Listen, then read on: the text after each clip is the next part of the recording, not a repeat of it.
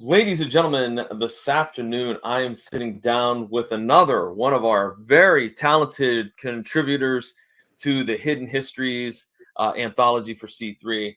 I'm talking about Jeremy Fuscaldo. So, Jeremy, how are you? Hi, John. I'm doing really well.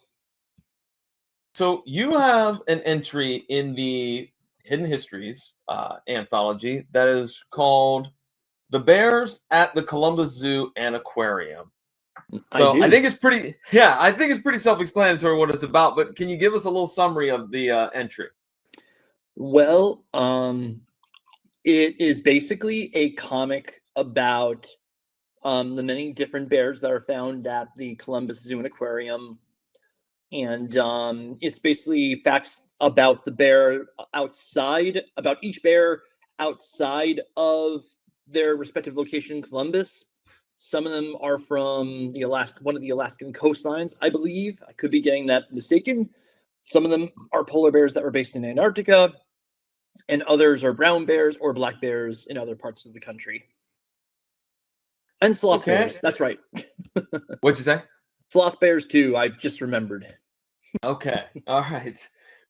Why did you pick this topic, if I may ask? Well, for the past year, I was re-inspired by my affinity of bears, and because I think it was last year, I went to a zoo exhibit in New York, and I was inspired by it was New York State, and I was inspired by the bears that were there. They were two grizzly bears named Pal and Sadie, and I was doing a ton of bear research, like different like bears that are like going around in different neighborhoods, or famous bear actors like Bart the Bear, and other type of bear facts as well, and videos, and famous people with bears. Okay, got a couple follow-up questions to that. Mm-hmm. Bert the Bear. What is that name? Sounds familiar, but I can't place what show or what movie that bear belongs to. Well, it's Bart the Bear. He was a bear actor, a real live bear actor. Like, this was a bear who was born and raised as an actor to appear on film, television, and even was also present at one of the Oscar events. He was this giant grizzly bear. He basically appeared as a stunt bear in several movies. I don't know which ones I can think of at the top of my head, but I think there was a film in 1988, and he also simultaneously appeared in The Great Outdoors with John Candy and trying to think there. So John Candy was in that, and he was also in Homeward Bound, and Okay. he was also in a few other movies as well that I can't think of, but he was definitely present at the Oscars. See, I've said it at every one of my conversations with the fine folks of C3 that I learned something. I learned something today that I never knew, and I like to think of myself as a film buff. So thank you for that, Jeremy. You're welcome. The other question that I had then, real quick, is: did you always, even like as a little kid, did you have this infatuation with bears? I think so, because I know growing up, I loved watching. This was primarily based on A.A. Milne, but I loved reading and watching Winnie the Pooh. I also grew up reading the Berenstain Bears, and I'm trying to think of other bear facts that I've known growing up, and primarily I wanted to tackle a zoology type of study or story or comic for a long time, and bears were one of my favorite animals growing up. I think even at one point I think I went to a zoo show, and there was a bears that were performing on a motorcycle at one point. And another fact about bears that I learned along my studies is that there's this animal sanctuary. I think it's based up in south of New York State. It's this wildlife sanctuary that's owned by this couple, and they made it their life's mission to raise and nurse various bears from across the country. Their known resident bear was named Jimbo, and I was just very inspired by what they did at some point and wanted to try to. Oh, there's another fact. Not only was I inspired by that, but there was also a show I watched in college from Cartoon Network that was created by David Chung, and it was named We Bear Bears. It was about these 3 different bears who grew up together and basically went on adventures. Okay. So was there did the thought even cross your mind for a plan B? So if you were going to do bears, if somebody else for the anthology did bears, were you like, I have a plan B? Or was it all or nothing? I'm doing bears no matter what. It's a good question. I think if I were to do a plan B, I would have covered another animal that I loved learning about. I also would have covered another educational study about Columbus, and maybe about one of the other known facts about Columbus, Ohio.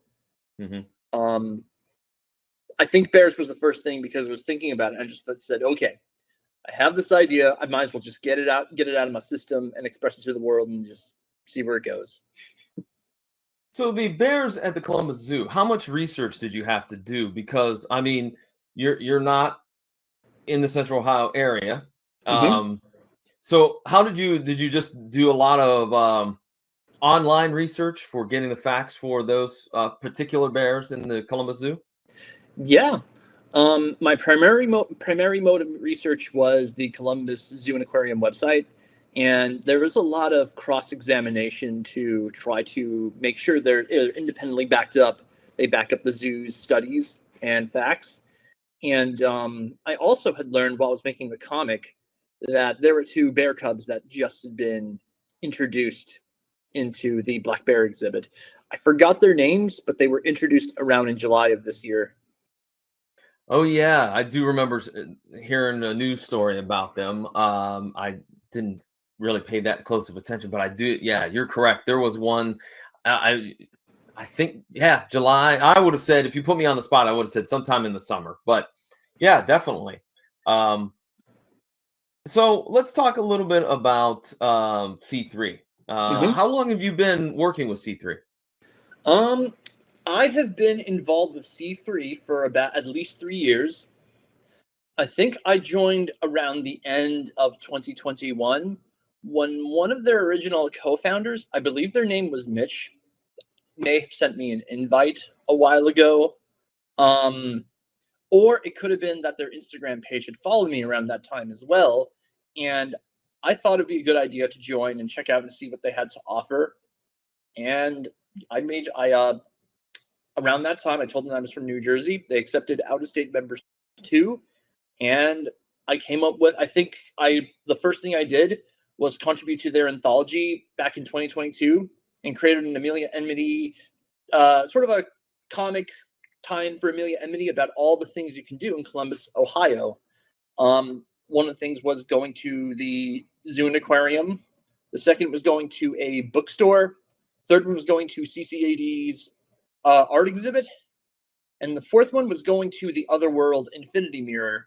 And those are things that I'm hoping I get to do in the near future because I always wanted to visit Ohio.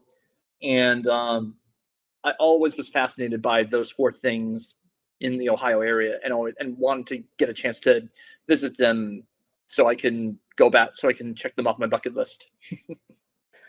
Well, let me ask you, what's the benefits to belonging to C3 from your point of view? The benefits of being a part of C3 is that you get to make friends with people from that area in the Discord. You get to learn new things that you didn't learn before about the self-publishing self-publishing scene. You also get to work with different people from all walks of life who get to challenge you on your creative ideas and telling you, hey, this could be better, this can be improved. And also you get to express yourself and address topics that are relevant to the group's mission. And third one, that if ever there was a show that I had couldn't attend, but they were going to attend, the other benefit of being a member is that I could mail members my work so that they can sell it in addition. And if they needed my help to sell and promote artwork that they need me to promote, I would happily share what I can share what they're able to send me and sell it on the side as well. Well, cool. Yeah, I hope it doesn't. I hope it's not transactional, because I don't. But one thing I believe in is collaborative friendship, and just trying to. I just want to make sure that I just try to go by the principle of treating others the way you want to be treated. And I believe when you help somebody, it's like helping yourself and them in return. And it's always about doing what's right in the end and trying to help foster the mission of the organization and raising awareness to POC communities of color and different gender communities in the Columbus, Ohio area. Well, let's take a moment, since we're kind of on the right wavelength, to talk about the crowdfunder, ladies and gentlemen. And don't worry, Jeremy, we've still got plenty of other things that we want to talk about. But I think for right now, we need to let everybody know that this is a great opportunity to help out C3. C3 does so much for the independent art community here in Columbus. And it's such a great group to belong to. Jeremy from New Jersey has joined. So that ought to tell you something, folks. So if you can, donate definitely through the crowdfunder campaign. Not only will you get an awesome anthology, but you'll also be helping out all the people in that anthology. We're looking to reach $2,000. And if we do that, then every contributor gets a page rate of $25. And we have other tiers. We have $16.75, where everybody would get $20 per page rate. $13.50 gives you $15 page rate. $1,050 gives you the $10 the $10 page rate. But look, let's shoot for it. Let's shoot for the top tier, if you will, folks. Let's get that $2,000 in here, so people like Jeremy, like Sydney, like Fennec, like Shandu, like all of these great people that I have talked to in these conversations, fabulous creators, fabulous artists, fabulous writers, they can definitely use the help. Because, Jeremy, true or false, it's expensive sometimes to be creative, right? It is. I'm still paying a sometimes it could be an annual or monthly fee for software, or just to keep the lights on software that I'm not using, but I'm trying to preserve. So that way I can have it on file to revisit something that I worked on, or in the event I need to work on something new, and have it there before I transition to another software company that has the same support networks that the original program had. Another added benefit of working with C3, and I forgot to mention this before, because it's more than just making money, but when you're contributing to C3, you're basically helping underprivileged artists like myself, Sydney, Kelsey, John, and other people who contributed to the anthology. You're helping us get paid. Now, I think Kelsey is not able to contribute at this time because they're preoccupied with other things, but they have contributed in the past. And when you donate, and regardless if they or any other artist contributes to the anthology, you're helping us put bread on the table.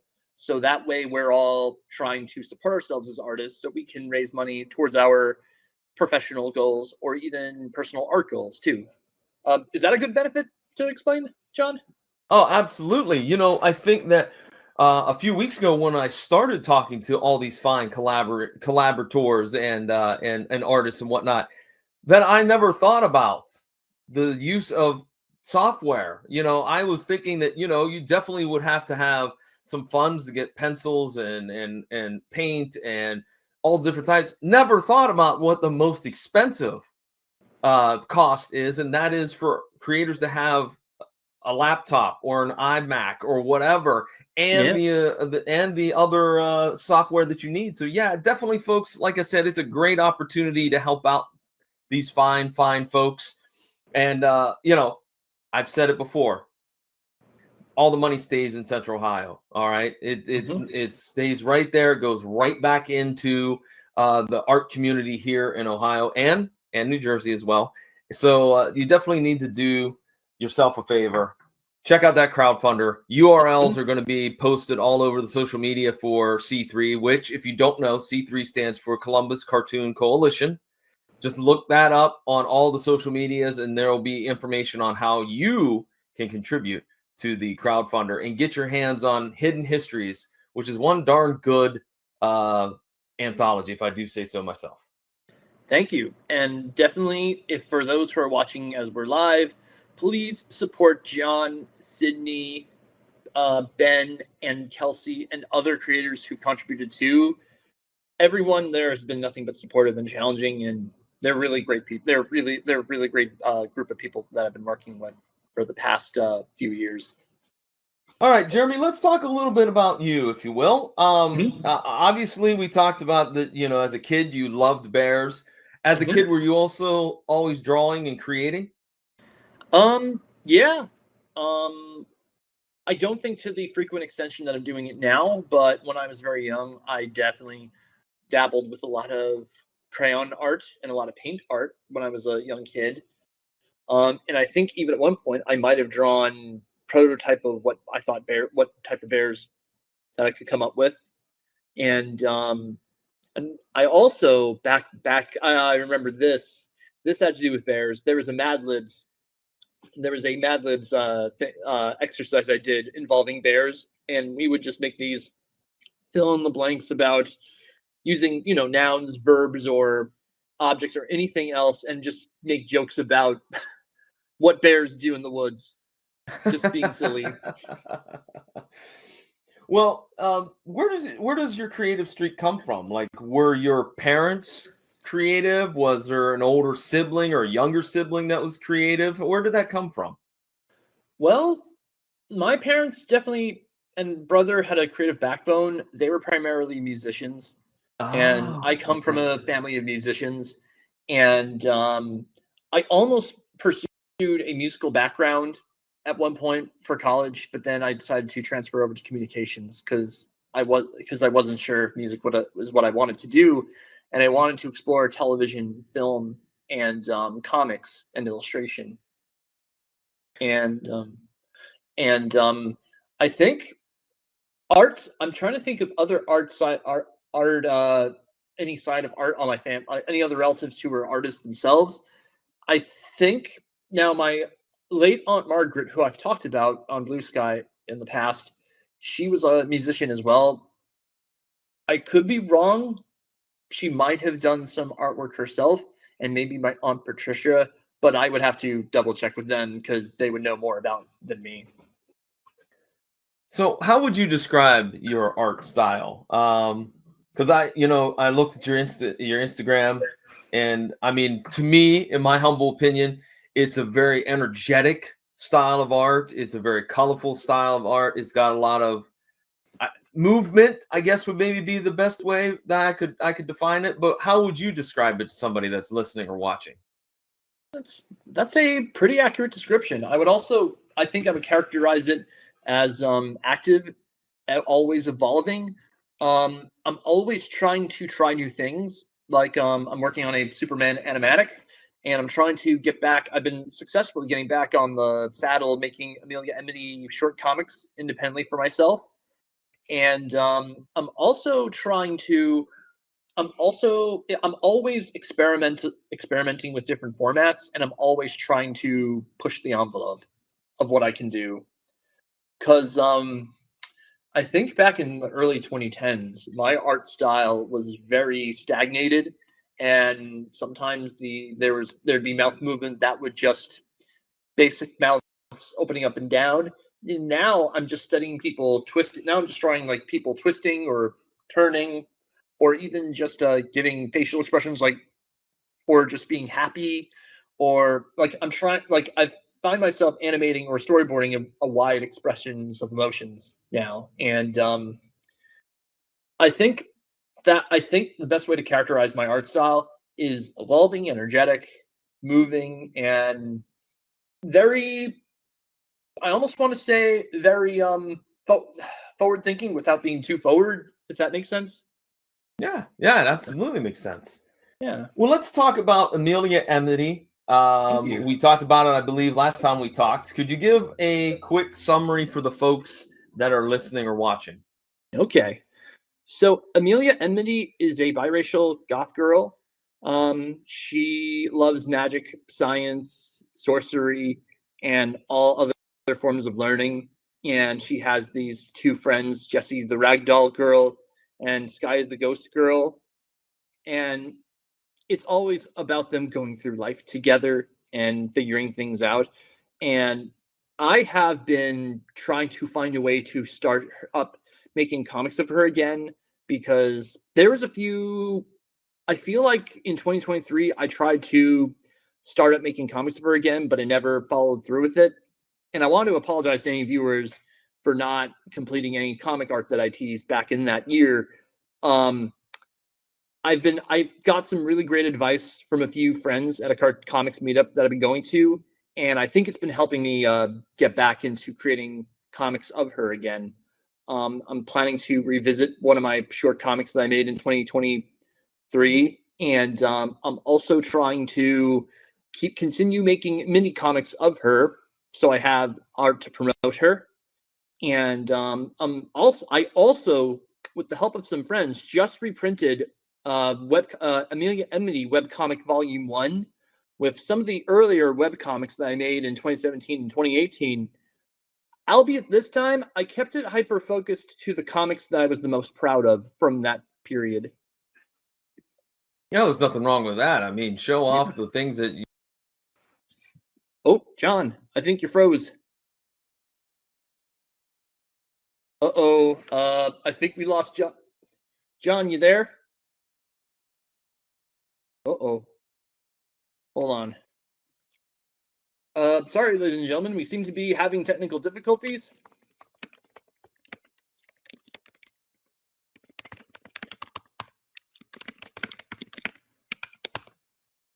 Oh dear. Oh boy. Well, I guess I'm now the host now. Well, I guess we will be waiting when John gets back to me. I'm currently just on standby and hoping that he's able to get himself. Uh-oh. Uh-oh.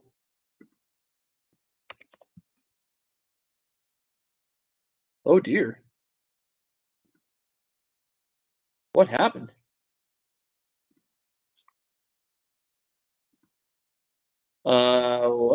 What's going on? Oh boy. Something happened. John, you okay? Yeah, I'm fine. I just had a small glitch, I think, on my end or whatnot. So, Oh dear. I'm so sorry that happened. I I think you were talking and then you went off and I'm like, oh no, is it now the Jeremy Fuscaldo show?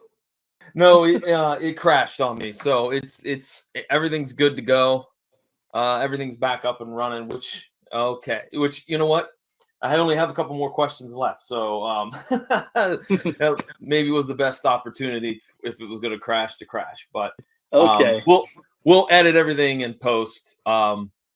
The videos are going to be kind of edited. Sydney's in charge of that, so that'll all be Okay. edited out. So Okay. all right. All right. I think that we just wrapped up. Yeah. Okay. I know where we're at. All right. Let me ask about another project. You were involved with a project that unfortunately did not go very far, and that was a short film called Playtime. So, can you tell us a little bit about that? Absolutely. Playtime was a short film that was written and directed by one of my colleagues, Ray Thang. Ray Thang was a video essayist, and I discovered him in 2019 when he made a video essay about one of my favorite shows, Tuca and Birdie. And I connected with him in 2021 about possibly working together. And he and I, it all started when he and I discussed concepts for Playtime, the short film that he had been writing. And we started out with character designs, and then storyboard animatics, and then background designs. And eventually, after we got the bare bones set up, we reached out and hired a few additional artists to help with additional background designs, animation, and prop design as well. And it was we had all had a really fun time. Um, there was some minor minor new technical issues that we were working on as we were in the animation process. But honestly, in spite of that, I'm still proud to have been involved on getting to work on this project, on this film. It was the first professional short film that I was involved in, and it was the first time I had worked with other animators in the animation industry. And it's something I've just included on my website, on my storyboard and visual development page. And I'm also planning to include a compilation of all the shots that I had animated over the course of 2 years. Cool. Yeah. Well, before we start wrapping things up here and we talk about your social media and your website and appearances and that, need to remind folks again what we're doing here. We're doing this because we want to make sure that everybody that contributes to the donation or contributes, to the crowdfunder campaign, they get an opportunity to help out these great artists. And again, I'm not going to break down all the tiers. There's lots of tiers, but we want to shoot for the very tippy top, if you will. We want to get $2,000.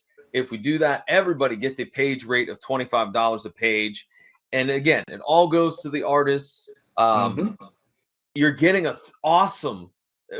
Trust me, I've seen the proof. I've seen it. I got a little advanced copy. It's an awesome anthology with so many cool things in there, so much that you're going to learn about. And so you definitely need it. So again, go over to all of the social media for C3. There'll be links. There'll be URL scans or URL addresses. There'll be QR codes to use to get your information on getting your hands on Hidden Histories, which is the anthology for this year. And you'll be helping people like Jeremy. So there you go. Thank you. And I just also want to say that real quickly before I get back to appraisal on the Columbus Anthology, that it was an honor to have worked with Ray and Ben and Gene and any other person that was involved in the production of the film that we worked on.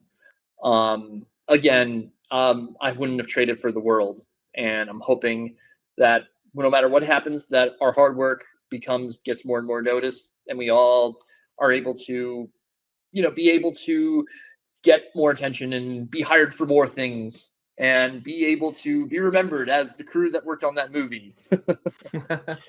And you had something, John? No, go ahead. Finish your thought there.